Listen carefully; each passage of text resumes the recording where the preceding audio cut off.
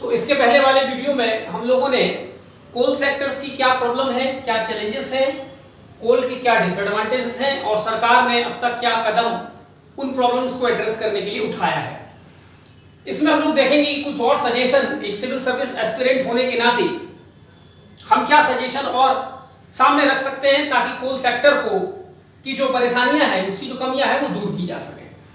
तो पहला हम लोग सजेशन देना चाहेंगे कि कोल वॉशरीज इंप्रूवमेंट।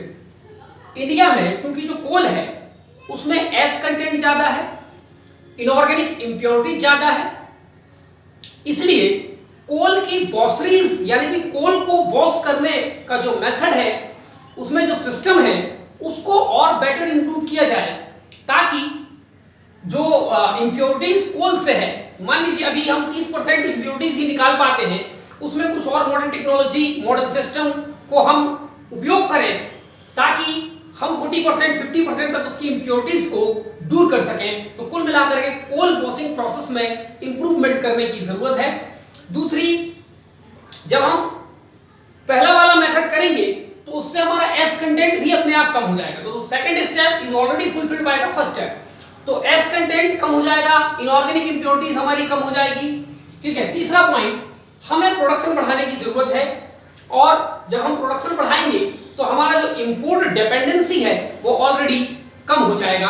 अब प्रोडक्शन बढ़ाने के लिए हम क्या क्या कर सकते हैं? तो कोल इंडिया लिमिटेड ने, मिनिस्ट्री ऑफ कोल ने कोल मिशन 2030 बनाया है। सरकार ने प्राइवेट पार्टिसिपेशन को यहाँ पर नियम बनाया है, भाई प्राइवेट पार्टिसिपेशन भी अब कोल माइनिंग में किया जा सकता है।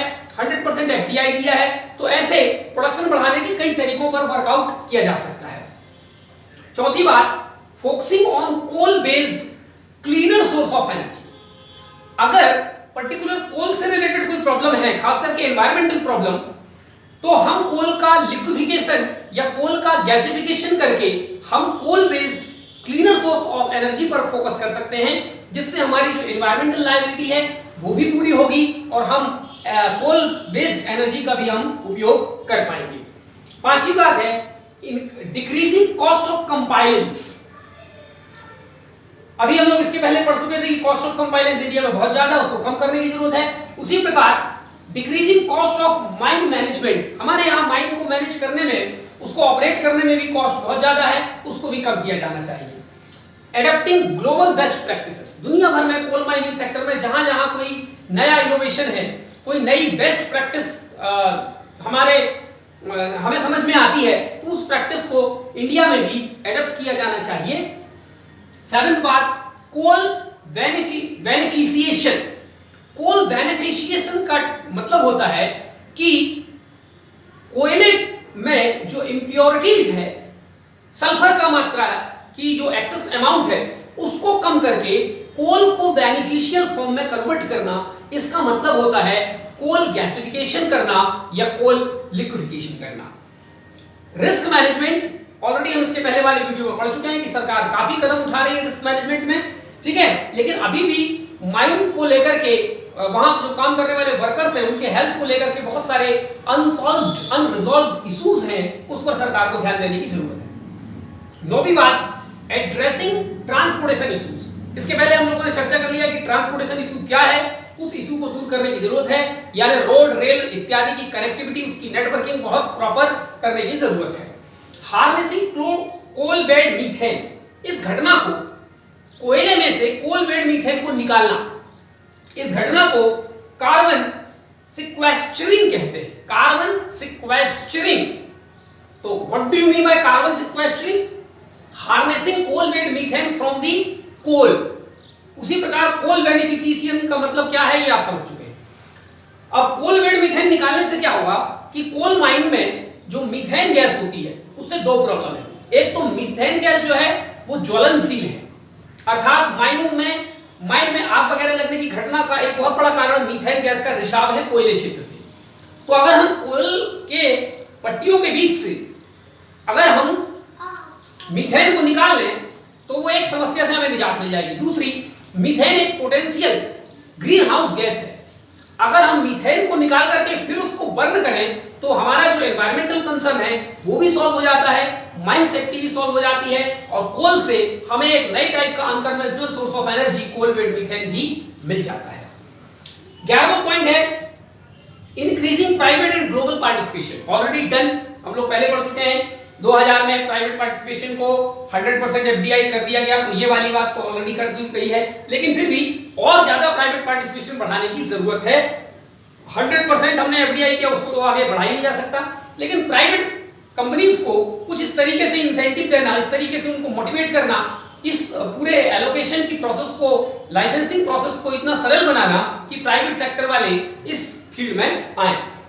12वां नंबर है ओविंग मोर कोल ब्लॉक्स अब्रॉड। भारत के बाहर जहां कहीं कोल विदेश लिमिटेड को, जो हम लोगों ने पढ़ा CIL की एक कंपनी है, तो अगर उसको जहां कहीं भी अपॉर्चुनिटी मिलती है, बेस्ट अपॉर्चुनिटी मिलती है, तो बाहर के देशों में कोल ब्लॉक को एक्वायर भारत सरकार द्वारा किया जाना चाहिए। इससे हमारी कोल इंपोर्ट पर जो डिपेंडेंसी है वो कम होगी। ठीक है, ऑलरेडी CIL ने मोजाम्बिक में इस प्रकार का एक कोल ब्लॉक जो है एक्वायर कर रखा है, और धीरे धीरे हमारे यूएस में, रसिया में और भी कई कंट्रीज में हमारी बात चल रही है, और इन नियर फ्यूचर जो कोल ब्लॉक का जो एक्विजिशन है अब्रॉड में वो हम बढ़ाएंगे।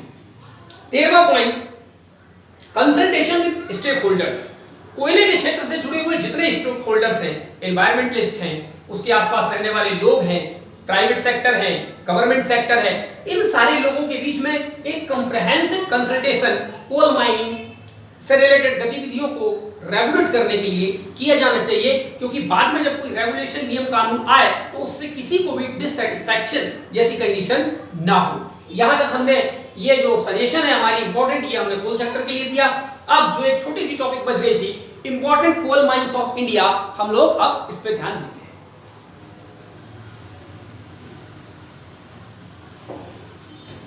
झारखंड में कोल माइन है Jharia, largest by area and reserve. Jharia is the largest coal mine of India in terms of area और reserve, not in terms of production. Bokaro, Godda, Giridih, Karanpura, Rajmahal, Dumka, these are important coal mines of Jharkhand. West Bengal में रानीगंज, ये भारत का सबसे ओल्डेस्ट कोल फील्ड है, keep it in mind. ठीक है, 1774 में east India company के दो कर्मचारी, जिनका नाम हम लोगों ने इससे पहले पढ़ लिया है, उन्होंने यहां पर कोल माइनिंग स्टार्ट की थी। Birbhum, Bardhaman, Bankura, Purulia, Darjeeling, these are the important coal mines of West Bengal. ये पूछा जाता है, आपको ध्यान रखना है। उड़ीसा, उड़ीसा में है एक झारसुगुडा। झारसुगुडा झारखंड में नहीं है ना, झारसुगुडा, तालचेर और हिमगिरी, ये इंपॉर्टेंट उड़ीसा के माइंस है। अब यहां पर झारगुडा है तो झारखंड से कंफ्यूज नहीं होना है, और एक और है झिंगुर्दा, वो मध्य प्रदेश में है, उसके साथ कंफ्यूज नहीं होना है। ठीक है, तो मध्य प्रदेश में सिंगरौली, सुहागपुर, उमरिया, सतपुड़ा, मुंहपानी, झिंगुर्दा। अब यह है झिंगुर्दा, यह है झारसुगुडा, तो कंफ्यूज नहीं होना है। और एक और है उरेबा। These are important coal mines of Madhya Pradesh. Assam में लेडो, माकूम, इसके बाद में नजीरा, जंजी और जयपुर। जयपुर एक कोल माइन है असम में, ये राजस्थान की कोई जगह नहीं है। राजस्थान में देखते हैं, राजस्थान में दो इंपॉर्टेंट माइन है, पालना और खारी। इसके अलावा यहां पर एक और है झामर कोतरा, माता सुख और सोनारी, ये महत्वपूर्ण माइन है यहां पर। आंध्र प्रदेश में है कोंतापल्ली, कांतापल्ली, सॉरी, KANTA, कांतापल्ली, आंध्र प्रदेश में एक इंपॉर्टेंट माइन है। इसके अलावा आंध्र प्रदेश के अलावा तेलंगाना में है सिंगरैनी, ठीक, और राजस्थान में है नेवेली, ये हम ऑलरेडी जानते हैं इसलिए यहां लिखा नहीं है। अब अरुणाचल प्रदेश में एक इंपॉर्टेंट कोल माइन है नामचिक नामफुक, ये कोल माइन है अरुणाचल प्रदेश में, ये आपको ध्यान रखना है।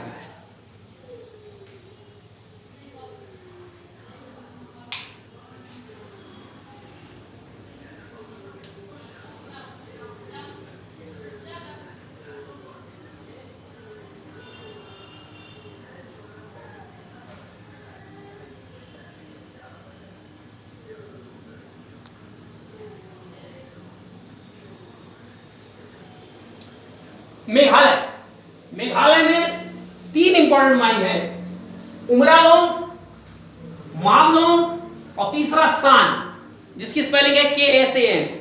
आपको ध्यान रखना है सान कोल माइन अभी रिसेंट में काफी हाईलाइटेड रहा है, क्योंकि यहीं पर रेड हॉल माइनिंग सबसे ज्यादा होती है। और रेड हॉल माइनिंग क्या है हम लोग इसके पहले डिस्कस कर चुके हैं। छत्तीसगढ़, छत्तीसगढ़ में गेबरा एक इंपॉर्टेंट माइन है, जो कि इंडिया ही नहीं बल्कि एशिया का लार्जेस्ट माइन है इन टर्म्स ऑफ प्रोडक्शन। ठीक है, Jharia largest by area and reserve, गेबरा in Chhattisgarh largest by production, not only it is largest of India but of Asia. यानी ये जो माइन है ये केवल इंडिया का नहीं बल्कि एशिया का सबसे बड़ा माइन है इन टर्म्स ऑफ प्रोडक्शन के मामले में। कोरबा, विश्रामपुर, सोनहट, झिलमिल, हसदो, सरगुजा, चिरमिरी, जोहिला और ताता पानी। ताता पानी एक अलग चीज है और राता पानी एक अलग चीज है, डोंट बी कंफ्यूज, है ना। तो ताता पानी, राता पानी एक टाइगर रिजर्व है। चलिए यहां तक हमारी कंप्लीट कोल माइनिंग के बारे में जानकारी हो गई। अब थोड़ी सी एक जानकारी और थी, हमने वो भी शेयर कर दिया। इंडिया वर्सेस ग्लोबल, कौन कौन से ऐसे कोल और जो फॉसिल फ्यूल रिजर्व है इंडिया के पास, वो पूरे वर्ल्ड का कितना है यहां पर लिखा हुआ है। कोल रिजर्व पूरे भारत दुनिया में जितना कोल रिजर्व है उसका 9.4% कोल इंडिया के पास है। और in terms of reserve India is 4th largest country in the world. Coal production की बात करें, दुनिया में जितना कोयला प्रोडक्शन होता है उसका 8% कोयला प्रोडक्शन इंडिया करता है and we are 2nd largest producer of coal in the world. Crude reserve, crude माने कच्चे तेल, पेट्रोलियम का भंडार हमारे पास कितना है 0.3% ऑफ द वर्ल्ड। और नेचुरल गैस रिजर्व हमारे पास कितना है 0.6% of the world. It means इन सारे फॉसिल फ्यूल की यदि हम बात करें, कोल की, क्रूड ऑयल और नेचुरल गैस की, तो इंडिया के पास सबसे ज्यादा जो फॉसिल फ्यूल है वो है कोल। दैट्स व्हाई इंडिया कभी भी कोल से हट नहीं सकता, क्योंकि हमारे पास ये सबसे ज्यादा मात्रा में है। इसलिए हम बेहतर ग्लोबल प्रैक्टिसेस के साथ कोल में जो इंप्योरिटीज है, एस कंटेंट है, उनको कम करते हुए कोल को और क्लीनर फॉर्म में कन्वर्ट करते हुए हम अल्टरनेटिव तरीके से कोल का उपयोग लगातार करते रहेंगे। यही हमारे पास विकल्प है। ठीक है, इसी के साथ ये कोल सेक्टर वाली बात हमारी कंप्लीट हो जाती है। अब हम नेक्स्ट में ऑयल एंड नेचुरल गैस वाला वीडियोस देखेंगे। Thank you.